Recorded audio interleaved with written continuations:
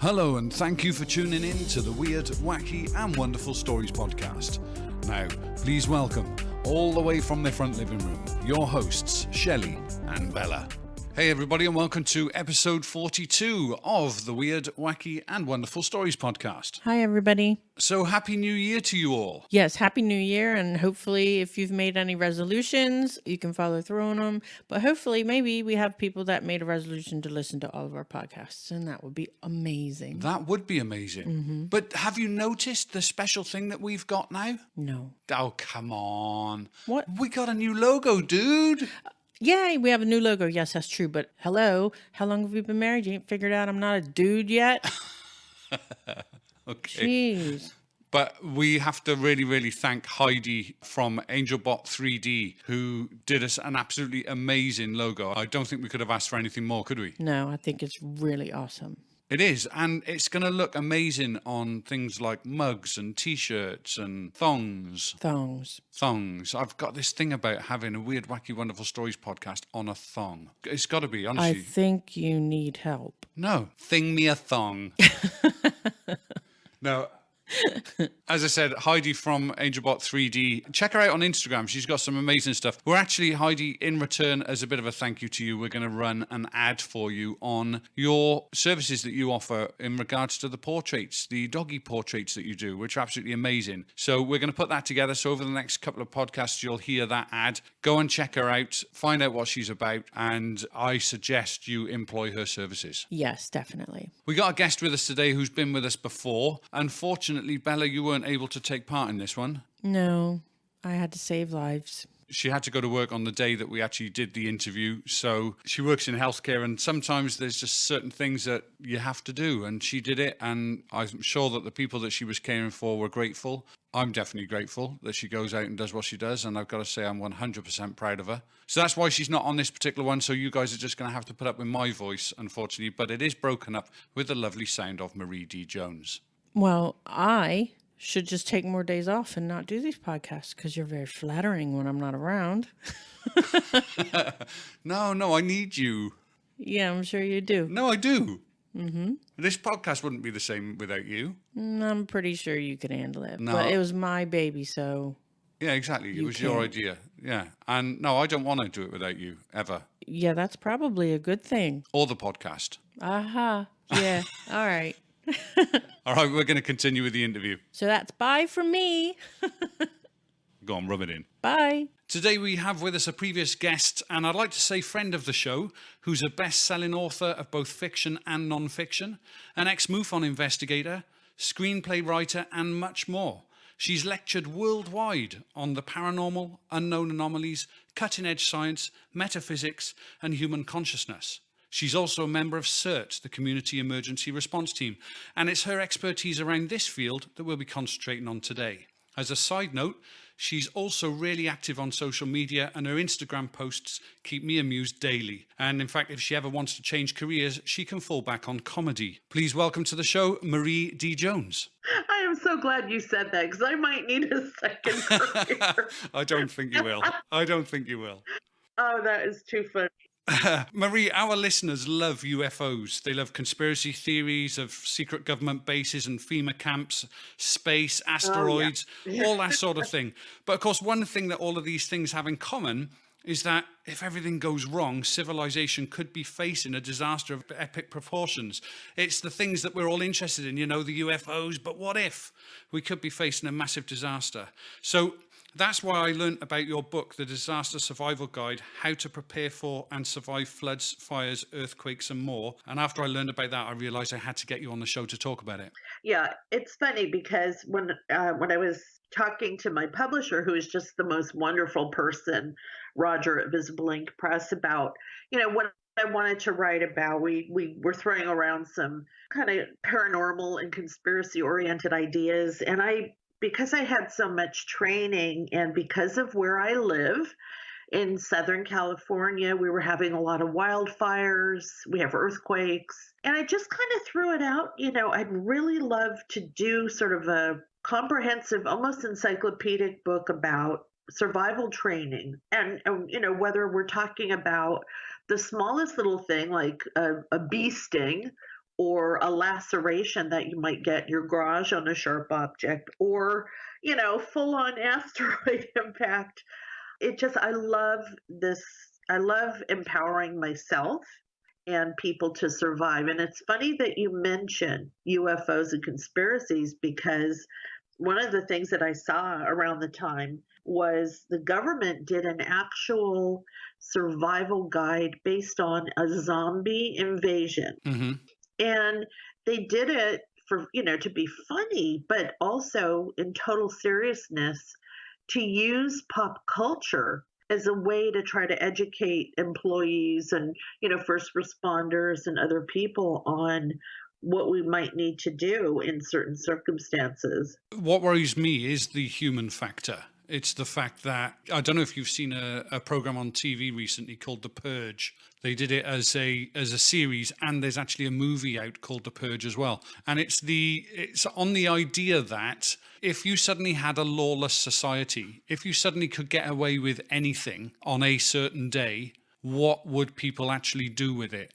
And it is absolutely horrific. But of course, I think that probably one of the biggest things about this disaster scenarios that you talk about in your book is the human factor. It's the way people suddenly behave. Yep, absolutely. And I think that might actually, I hate to say it, because I'm usually a, happy-go-lucky little optimist, but that scares me more than the actual disaster. Because in most cases, unless it is something so massive that, we all better just kiss our what's goodbye. Many disasters are survivable. They're more survivable if you know what to do ahead of time, because then, you panic less, you feel more empowered. The one thing that you really can't predict is how your neighbors and fellow, citizens are going to act, especially in desperate situations where you have, say, a nuclear attack or even a supervolcanic eruption, where food and water are going to become very, very scarce. And, you're going to have people going into that survival mode where they will do anything, including commit murder, killing, children and whatever, just to get what they need to survive on a personal level. That's terrifying. Far more terrifying to me than I've lived through some major earthquakes and major wildfire outbreaks that really were terrifying. Mother Nature is scary. I was going to ask you about that, whether you had a personal experience that actually kind of guided you into this, whether you suddenly had a moment where you thought, I'm really not prepared for this. I need to get some schooling. Yep, I have a good one. I started this in the 1990s, about 1993, I was working in Los Angeles for Warner Brothers Records. Really fun company, hundreds and hundreds of employees. And at that time, we experienced several earthquakes while I was living up there, very terrifying. And it's funny because my dad was a geophysicist. He passed away a few years ago, and a seismologist, and earthquakes and volcanoes were his specialty. So he would call me and tease me, But the Northridge earthquake, which happened in 1993, January 17th, I was about, 8 miles from the epicenter, and it happened in the middle of the night. It was so terrifying that my husband at the time, he and I were literally holding each other on the bed saying goodbye. We thought we were going to die. It was that bad. What happened was, at the time, I wore contact lenses because I was legally blind in one eye and almost legally blind in the other. Well, so what happened was, in the shaking, my spare pair of contact lenses and my eyeglasses that were on my bedside table were, who knows where. They were gone in the debris of everything that fell over. And I had to try to survive not able to see. When we went back to work weeks later, because all of the big companies shut down because the aftershocks were so bad, Warner Brothers offered training program, and it was with Burbank Fire and Police Department in Los Angeles. And we had counselors coming in. That's how traumatized everyone was. and I jumped at the chance, and I had full training in everything you can imagine: search and rescue, disaster assessment, heavy object lifting, cribbing, first aid, triage, death tagging. You can't imagine everything. Wow. And yeah, and then I moved to San Diego and got chased away, evacuated a couple of times from walls of fire that I must say, I grew up in New York. I've been through a blizzard, parts of hurricanes, usually the tail end. I've been through earthquakes. I think fire is the most terrifying. It's unforgiving. So, and then I found CERT, Community Emergency Response Teams, and that is in the United States through FEMA and the Department of Homeland Security. We do very serious training it's an 8-week program, and then we graduate, and then we do ongoing training, and we do drills. I've done a couple of active shooter drills that were absolutely terrifying. And so I'm still active with them. I also became an amateur radio operator as part of that, because in a major emergency, cell phones are not going to be working, people. No, that's it. It's funny because we rely so much on technology these days. It's nothing in regard to what you went through, but we had a power failure recently along our street where we live. And we had lost power for about 36 hours. And although we coped, our son was absolutely lost because his computer had just turned into a lump of useless plastic. So it's amazing how ill-equipped today's youth are. And I mean that with the greatest of respect, because we put them there. We did. We've led them into this, and it worries me. Do you think that people's reliance on technology is actually making us maybe softer and maybe ultimately easier to wipe out? Again, I hate to say this, but that will be our downfall. I remember one thing, my dad and I, before he passed away, we wrote a book about supervolcanoes together, and we wrote a sort of a fictional scenario of what would happen if one erupted. And we were talking about doing a book on mega disasters. And my dad, I remember he said something to me that just stuck in my head so much. And it was that in the case of this is more of a global, but it could even be a supervolcano erupting here in the United States, but eventually would cause a nuclear winter all over the world. So in an event like that, he said, the primitive people that we make fun of so much, that little, tribes stuck out in the Amazon, are going to survive. We, not so much. Yeah. We don't know how to grow our own food. We don't know how to do anything. We depend, all technology will be down. And we had a major blackout power outage here a few years ago. And it was on the day of the anniversary of 9/11, which of course terrified the crap out of everybody because they thought it was a terrorist attack. Yeah. Turned out it was human error, but millions and millions of people in the southwestern part of the United States were without power overnight. Luckily, I had my ham radio operating, and I could hear what was going on, the relays, the news that was going on, and was able to tell other people, no, it's not terrorism. But people's cell phones were not working.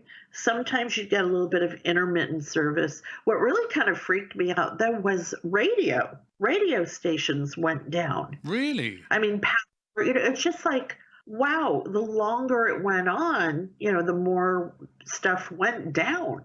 And then obviously things started to come back. Some people had cell phone service ahead of others, but that was just like you had, 36 hours. Could you imagine 2 months? Yeah, it doesn't bear thinking about. Where there's no food and water anymore because everybody's made a run on all the stores. I can't even imagine it. It's funny because I think preppers, and I hate to use that term because I think it does them a disservice, but they've had some bad press representation, I think, over the years, because I think they seem to be judged these days as kind of kooky, if you like, for want of a better word. Really, I think maybe to a certain degree, I know that these shows have picked on the extremes in certain cases, right. but I think that they've been done a disservice because really, are those the people that we're going to be running to when we have a situation like this? Right. Exactly. Hollywood the entertainment industry likes to make people look extreme because it gets more viewers. But I included a lot of stuff that I learned from the prepping community, and oh my gosh, have beyond amazing respect for them. Now, you have survivalists that are a little more extreme in that they really sort of forego a lot of normal communications, or they like to go hide out on their property and whatever. They might be a little more to the extreme, but even that's not a negative. It's just, a choice that they've made. Yeah, it's different levels of preparedness. Exactly. But, most of the preppers, they're afraid, but they're also aware, and they keep their eyes on everything. And they were fortunate enough, a lot of them, to buy property. Out in the rural areas, property can be purchased cheap, and these people were smart enough to do that if they didn't already live out there, and learn how to collect rainwater and learn what to grow on their property. Most of them are very well versed in protecting themselves with firearms and what have you, which is another thing that I really learned. I used to hate guns with a passion, being a little bit of a pacifist, but I realize now, after writing this book and learning about what it might take to survive, and I have a son, and wanting him to survive, that you do have to worry about protecting yourself, because you can stockpile enough food and water for you and your family. Guess what? All of the people that weren't smart enough to do that, they're going to be surrounding your property pretty quickly, and that's very frightening. Yeah, it is. Tooled up now, are you? You're ready for them. Well, I could be more ready. Here's what happened. We laugh about it. Watch, tomorrow the asteroid will hit. Please don't.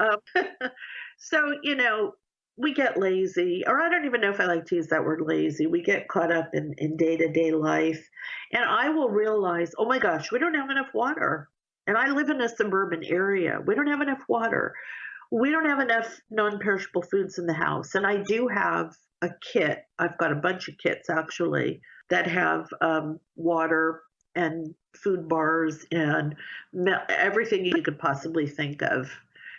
But you do kind of get caught up in your day-to-day life, and you forget to restock things that maybe you used. You forget to check batteries. Maybe they're no good anymore. And the sad thing is when do we remember to do that? When something happens. Then it's like, should have checked those batteries. So I have to remind myself, and with being a part of CERT, and I've also had Red Cross training, when I get my, class reminders and I go to class, that kind of reminds me, all right, I got to get back in, really make sure that I have what I need. There are 3 people living in this house with me: my mom, my son, myself, 2 dogs. My sister lives next door. And, it's just like, I know that we probably have enough to get through a week between the 2 households. Maybe my sister has more. But, they used to tell you to be prepared for 3 days. Now it's 2 weeks, because infrastructure will be down. It will not be working. At least 2 weeks. And that's a lot of food and a lot of water and medical prescriptions. Of course, and medication. I didn't even think of medication. Yeah. Oh my gosh. And if you're on something like blood pressure medications, you can't stop taking those. Yeah, I never even thought of medication. How weird is that? I was thinking about, and I'm on a fair deal of medication, but while you're talking, I'm thinking, I could probably store some water here. Never thought of medication. It's funny. It's like when you get, God forbid, but you get broken into or something, it's always then you go, oh, maybe I should look for a burglar alarm now. Maybe I should look for a security system. Or a large dog. Exactly. It's after the event. It's the event that makes you suddenly think, actually, now I need it. But too late. The horse has already bolted. And if it's a major earth-changing, world-changing disaster, will you get that second chance? Yeah. And even smaller disasters, like here with earthquakes or even massive wildfires, let's say with earthquakes, so parts of freeways or highways can be down. You might not be able to get to your pharmacy. Your pharmacy may be so damaged that nobody's there working at it. So it's always advised to have an extra month of your Like if you're just taking allergy meds, you could probably slide. But if it's a life-saving, diabetes, blood pressure, heart medicines, those types of things, cancer medications, and you're like 3 days from running out and there's no sign of when the pharmacy is going to be open again, that could be more deadly than the initial disaster. And even for your pets, I mean, our pets need food, they need water, they need their medications too. Yeah, we've got a disaster looming here, apparently, because Brexit is the world's going to fall apart, apparently, when Brexit happens. I don't know if you know about that. I do, yeah, a little bit, yeah. The UK is going to fall into the sea. Yeah. Right, exactly. Yeah, apparently. So there's loads of rumours and scaremongering going on about Brexit, that we're just all going to dissolve or something. I don't know. Aside of your cert training and the training that you had with Warner Brothers, and you said that you did some with Burbank PD and what have you. Are there any other courses available is my point to people in the States, because I don't even know about here, but in the States, is there anything else people can do if they haven't got those things in their area? Yeah. And I'm sure where you are too, you guys have Red Cross. I mean, that's international. Yeah. So Red Cross teaches, and they're usually free. They teach things like CPR, first aid, that anybody can take. CPR has changed. The protocols have completely changed now. So a lot of people that maybe took a class several years ago don't realize that, now you don't do the rescue breaths. You just keep doing the chest pumps. Yeah. And those are free. And I'm sure no matter what country anybody is in, there is a disaster management part of the government that probably could direct people to training. I'm not familiar with what goes on in every country, but I was really happy to find that, here in the States and our outlying areas, Guam, Puerto Rico, what have you, every state has an Office of Emergency Management. Sometimes it goes by a different name, Office of Disaster Preparedness. And they are so willing to get you information. And that information is based on what threats are prominent in your area. So your region might be more prone to wildfire, might be more prone to flooding, whatever. And you know what? We have the internet now. There's stuff on the internet. There's so much information on the internet. And we have books and there's really no excuse to not learn the basics and to not stock up a little bit. Maybe people say, well, I don't have time to go put a big kit together. Guess what? I ordered one over the internet. Yeah, it's funny because if you've got something that you want to do, you'll find the time, won't you? Yeah, and there are these wonderful pre-made kits. They come in huge buckets, different sizes, because the bucket you'll want to use for waste product. They have food bars, they have water. It's all vacuum packed, usually 5 years, good for 5 years. Medical stuff, first aid, blah, blah, blah, rope, tarps, bullhorns. There's so many different ways that you can put a kit together yourself if you like to go to your home goods type of store. But you can, if you don't have the time, you can order one online.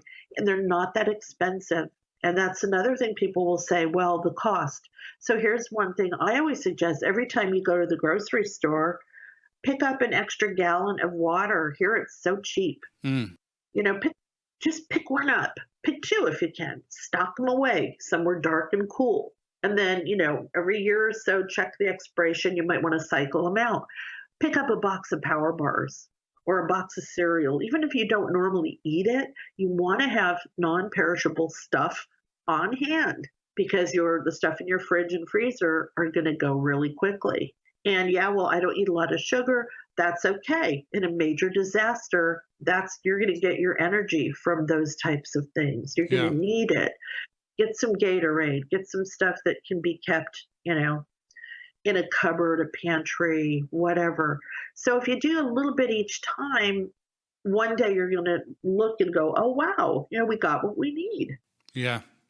And the thing is, disaster could literally be just around the corner. I read something the other day And this is one thing that concerns me, I suppose, more than anything. We were talking about technology earlier. Back in, I think it was 2012, it was around July in 2012, we missed a whole heap of trouble by 9 days. There was a massive coronal mass ejection that happened, Yes. so a solar event. And do you know what? Studies into that event showed that it would have cost US economy alone up to $2.6 trillion to have recovered from that, and between 4 and 10 years. Can you imagine 4 to 10 years before infrastructure is back up and working, and the country has actually recovered? It's just, and that's something that just happened. A lot of people didn't even know about that. It just happened, but Yeah. it's around the corner And potentially. that's cyclical.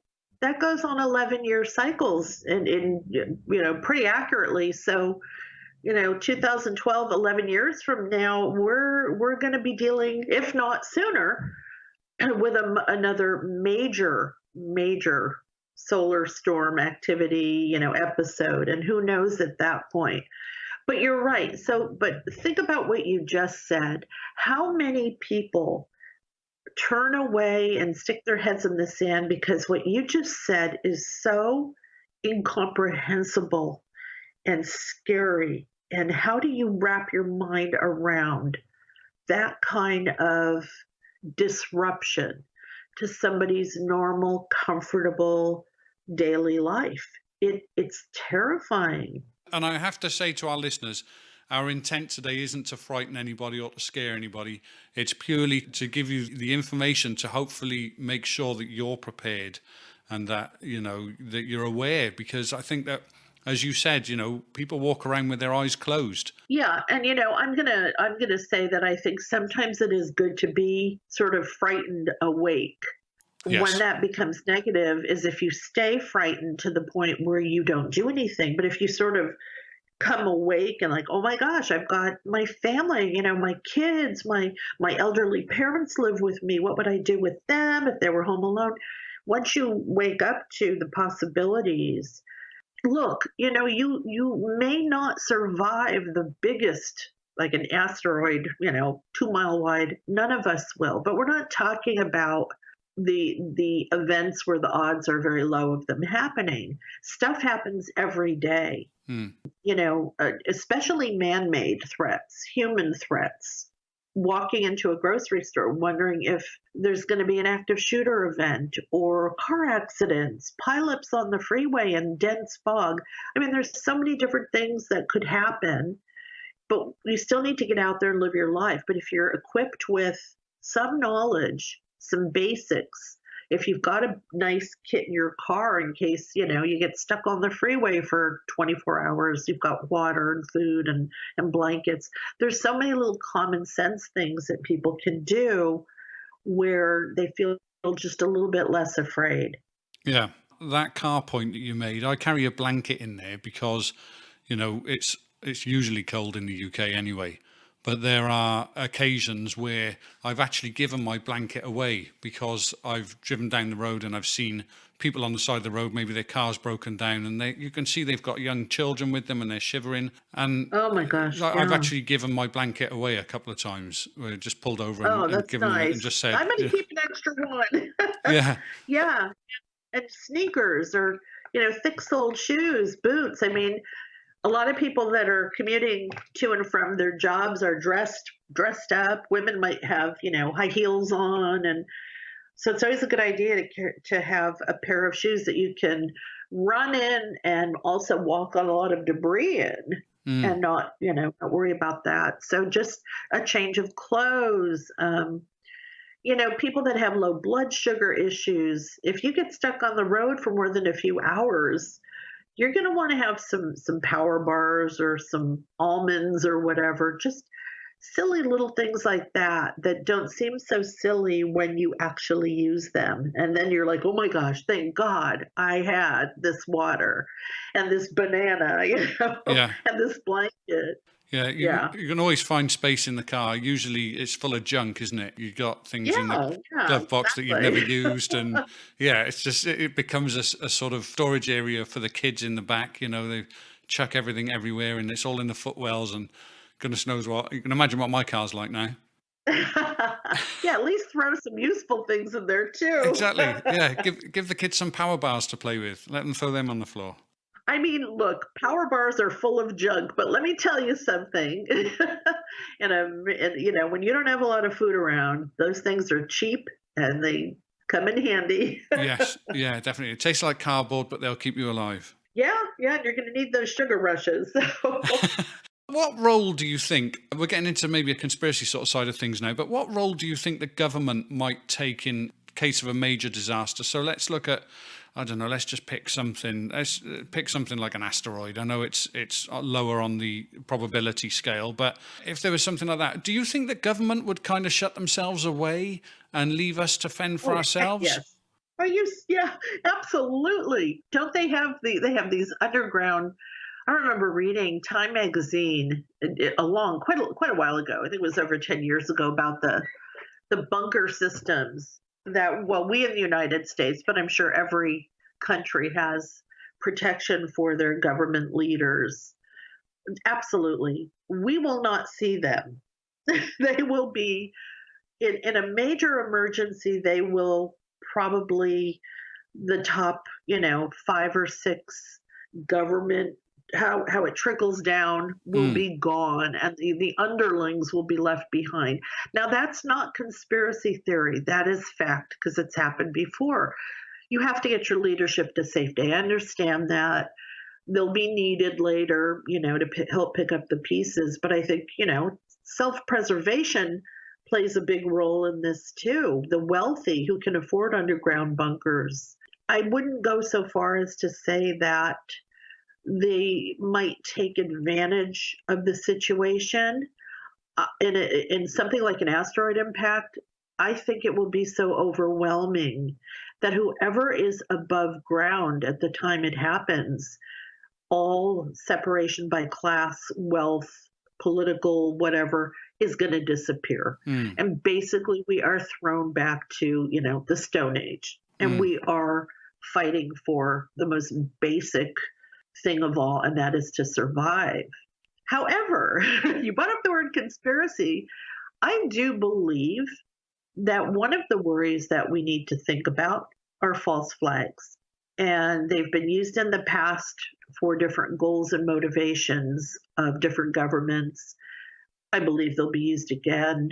I am not one of those people that believes that every mass shooting that happens is a conspiracy, but some of them seem pretty suspicious. 9/11, I am sorry, but I am one of those people that never, ever bought the official explanation. So those things do happen. But trust me, Mother Nature's going to hit you first. Yeah. She's going to get you first because there's weather, there's tectonic movement, there's all kinds of stuff that nature will throw at us before those things happen, I think. And the thing is that we're excuse my French, but we're pissing Mother Nature off as well. With all of the things that we're doing to the environment, we're actually making the likelihood of something like that happening in terms of floods, all that sort of stuff. We're actually increasing the risks by our own actions. It's happening here with our droughts, which then turn into massive wildfires, which then, if we do get rain, turn into mudslides. And it's interesting to see the denial on both the parts of certain government officials, but also a lot of civilians who again, they don't want to get out of that denial. They don't want to be made to feel that they're partially responsible as citizens, as officials of the federal government. I don't care what country you're talking about. People don't want to take responsibility, so what do? They deny it. They deny it's happening. Oh, the scientists are full of crap. My dad was one of those. My dad was a geophysicist. He spent the last 15 years of his life working in the area of climate science. And my dad told me before he died, he cried and said that he feared for my son's generation. My son is 17 because of climate change, negative climate change. So, And what motive would your father have had to lie to you at that point? He was clearly, as you said, emotional about it. He clearly cares about you and your son. So what motive would he have, someone who was in the know, because he was the person on the ground doing the research, doing the work, collating the evidence? What possible reason could he have had to lie to you about that in that instance? None at all. None at all. I likened it to, one of the witnesses of the Roswell UFO crash telling the truth on their deathbed. But my dad was always very honest about what was happening. And I remember he told me a long, long time ago that in the 1970s, he had been part of a team that was studying geoengineering of the weather. That was way back in the 70s when air pollution was a huge problem. The ozone layer was an issue. Now, all these years later, you have chemtrails. You have people denying that they exist. I am sorry, but they are a reality. And we just had somebody come forward. I forgot who it was, some big public figure saying that we need to start looking at geoengineering again as a way to alter the weather. But that's been going on for decades. I was going to say there's lots of cases where people believe that that's been going on for a long time. Yeah, and it's funny because a few years ago, I started noticing a pattern. I live in an area that was once an agricultural area. There's still parts of the city that I live in that are. And you would see major, and I know the difference between contrails and chemtrails. I'm a researcher. You would see major chemtrail activity. The sky would look like a big giant tic-tac-toe board, one on top of the other on top of the other. 3 days later, it would rain. And this was like clockwork. Might not be a lot of rain, but we would go from clear, sunny Southern California skies to drizzle or rain. And I started thinking, well, okay, I understand why they might be doing that. We need it. But then you start reading about the chemicals that they're using to do it, and you wonder why the rates of allergies and asthma and respiratory diseases have skyrocketed, autoimmune. I mean, we could really go down the rabbit hole here. But what my dad was saying is he asked if I would look at some courses that were online through Columbia University. There was a university in Sweden that was doing some really, really good cutting-edge climate change studies. And I said, yeah, I'll read them. I literally took these online courses, almost like college courses, to try to get a better understanding, because his hope was that I might be able to talk about it in an everyday way to everyday people. And I've tried to do that, but you'd be surprised. I'm sure you know how quickly you get shut down. Oh, I don't believe in that. And a lot of religious people, I hate to bring this up, but a lot of religious people will say, well, it's God's will. God will protect us. God will never let that happen. And, it's like, oh. Tell that to the mother who's just lost a child in a school shooting or... Yeah, it's like pulling teeth. Yeah. So we got to get more people out of that. I know how crippling fear can be, but the thing that stops fear, everybody says, is love. Well, I say it's information. It's knowledge. Yeah, definitely. It may Knowledge not stop is it, power. but it can lessen it. Yeah. What do you think, with your research into the book then, what was it that kind of jumped out at you, which you learned from doing that research? What made you think, oh, that's the bit of knowledge I really needed. That's going to save my life one day. The little everyday stuff, like, and the thing is, like, people assume, oh, I know all of this by heart now, but by memory, but I don't. I have to refer back to my own book. But I didn't, even with all the training I had, I didn't remember how to properly treat a bee sting or a rattlesnake bite, or if, when my son was little, if he got a laceration and the bone was sticking out, do you try to set it? Do you not move it? Blah, blah, blah. Those little everyday, yes, it's going to happen, especially if you have kids, things really stood out. In terms of the larger survival disasters, the one thing that really stood out for me is that there's a lot of repetition to the steps that you need to take before, during, and after. And that's really good, because you'll learn quicker, you'll remember easier what you need to do in any given situation, because a lot of times it's the same. Do I stay or do I go? What do I have in my emergency kit? Do I have a plan with my family? Do we all know where we're going to congregate or who we're going to call outside the area? All of that applies whether it's fire, blizzard, earthquake, volcanic eruption. Is my pantry stocked? Do I have a bug out bag? Do I have an extra pair of sneakers? Have I gone to the pharmacy and gotten my extra pills? It's like really repetitive. And there are certain things that differ according to what you're going to be dealing with. Another really interesting thing for me, we don't have it here in California, was black ice and how you steer your car and what you're supposed to do if you're skidding and blah, blah, blah. Yeah, there's so much stuff where you're like, oh my God, I thought I was supposed to do the exact opposite of that. And it's funny because human nature sometimes takes over, and it can take over in totally the wrong way. I'm not going to go into too many details here, but I used to work years ago doing some security work when I was fresh out of school, actually, or fresh out of college. I was on patrol this one day, and this child was on the floor unconscious, and child was probably maybe 2 or 3 years old, and the father was just leaning over the child and shaking it, trying to bring it round. And when I got there, I found the child wasn't actually breathing, and the ambulance had already been called, and there was a doctor that was actually local anyway that had seen what was going on and was running over at the time. And the doctor immediately said, child's not breathing, keep the father away.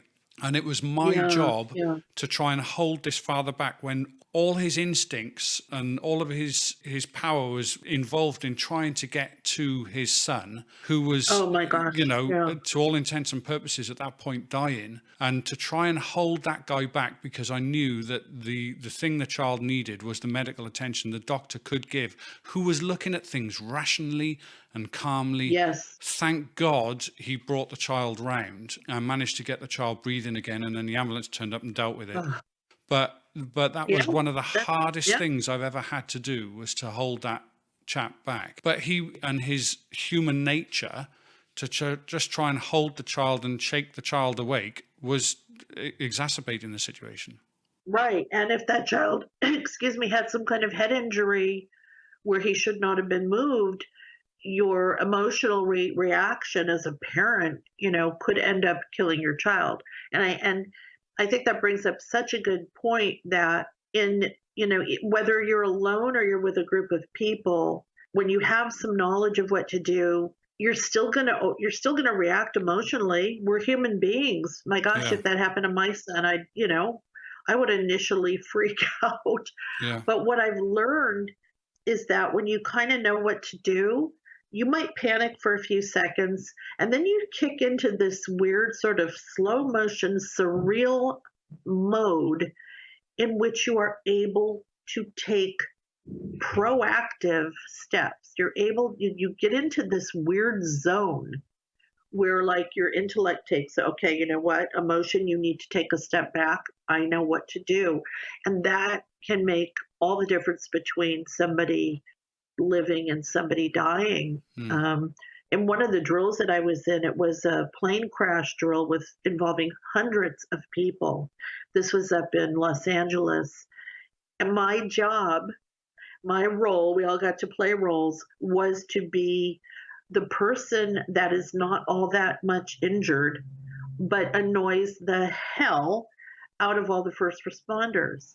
That person that is distracting, that person that is, I need help now. I need help when there's people who are on the verge of death lying over here and here. It was so eye-opening to me how much those poor first responders have to deal with the human aspects of something when they're just trying to do their job. Yeah, my father was a police officer, and I can remember him coming home sometimes from work and just sitting silently. And looking back on it now as an adult, I know that he was obviously processing whatever he dealt with that day. But yeah, all credit to these people that go out day in, day out, risk their lives, and also put themselves right in the path of some of the things that we all shy away from. Yeah, can you imagine? They don't have a choice. Now, if you're trained by CERT or Red Cross or whatever, we are activated in major emergencies, but we have the choice to say that we cannot participate because we need to take care of our family, or we can't, we want to take care of our neighbors. We have that choice. But if you're a fireman, firewoman, you're on law enforcement, you're an EMS or emergency technician, ambulance drivers, I'm sorry, you don't have a choice. And if it's a major event that affects everyone, we won't have a choice then either, will we? So I don't think so. I think everybody's going to need to either step up or step back. And most people will step back. But, you do have a lot of people that in a big emergency or a disaster, people step forward. They want to help. They want to do what they can. There's a lot of good people. There's a lot of good, in human nature. But a problem is often when people disrupt first responders because they think they're helping. Yeah. Like moving people who are injured when maybe they shouldn't be moved. Going into buildings that have not been assessed that could crumble down around you because you want to go make sure there's nobody in there. If you have somebody trained in disaster assessment, let them go in.